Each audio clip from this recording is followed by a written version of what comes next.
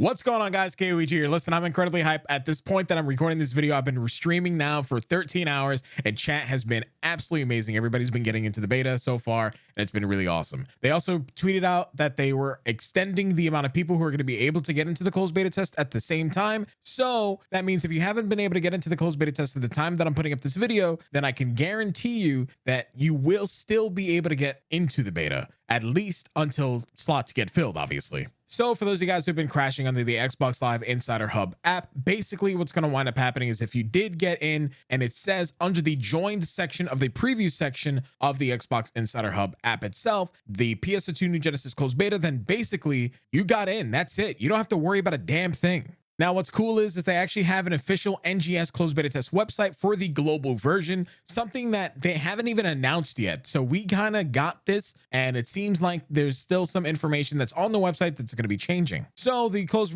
beta registration test basically said that the original number of players that were going to be accepted was 10 on the scales of 10 to thousands, and a selection will be made via lottery if a large number of players were to apply.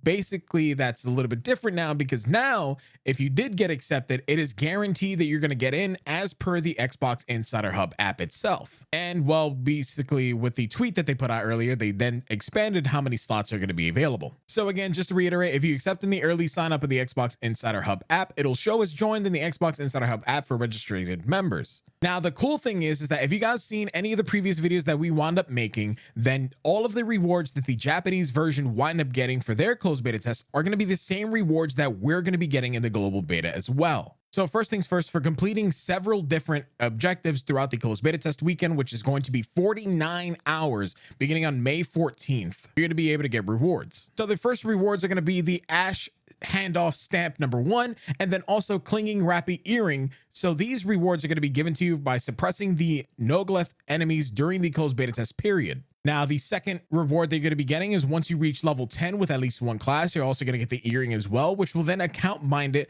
And then you're also going to get a 50 SG ticket. There's also a campaign reward for using the personal shop, which will give you another 50 SG ticket. And then reward for reaching battle power of 1050 in the PSO2 NGS beta, you're going to then get a SG 100 ticket. There's also another campaign where basically using the material storage during PSO2 NGS, you're going to get another 50 SG ticket. And then you're also going to get the handoff stamp, which will then bind that to your account as well. And then finally, for completing the survey after the beta test is over, you're then going to get another 100 SG ticket. So basically, for participating in the beta, so long as you hit at least level 10 and 10,050, which is really a lot easier to do than you might think, you're going to get 350 star gems and some very beta exclusive accessories, and then also a stamp. Now, like I've mentioned in previous videos, basically what's going on right now with the system requirements is that nothing is changing, except for the global version. You are going to need a Windows 10 device. You won't be able to use Windows 8 or anything else. You only need to do Windows 10.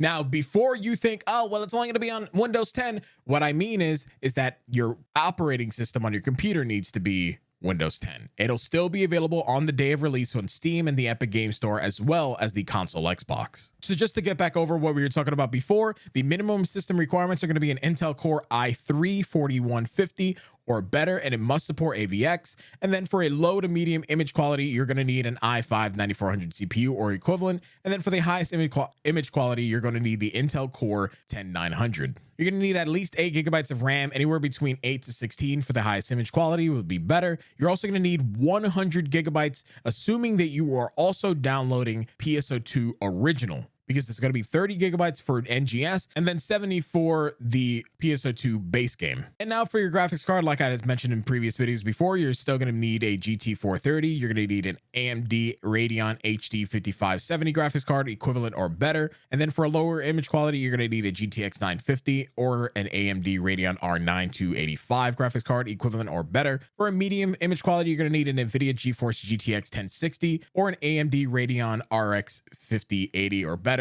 And then for a high image quality, you're going to need an NVIDIA GeForce RTX 2070 Super or AMD Radeon RX 5700 XT or better. Now, this is actually really cool because basically the beta that we're going to be getting is going to be the exact same as the one that we wound up seeing for Closed Beta Test 2 over in the Japanese version. So if you guys want up seeing any of my videos or even my live streams based on the last version of the Closed Beta Test, it's going to be the exact same thing. You're going to be given a whole bunch of AC as well as Star Gems to be able to test the new features of involving Star Gems and AC, like material storage in the player shops. And then you're also going to be testing the basic fundamentals of the game, such as your character actions, combat enemies, and quest development. Nothing really new added to this beta, but this is going to give you the opportunity to be able to play the game and enjoy it and then give feedback at the end of the beta. I'm going to be leaving a link down in the description below so that way you guys can go ahead and take a look at this website for yourself. There's also a message from the PSO2 development team that then is really heartfelt. So I really hope you guys have the opportunity to be able to check it out yourself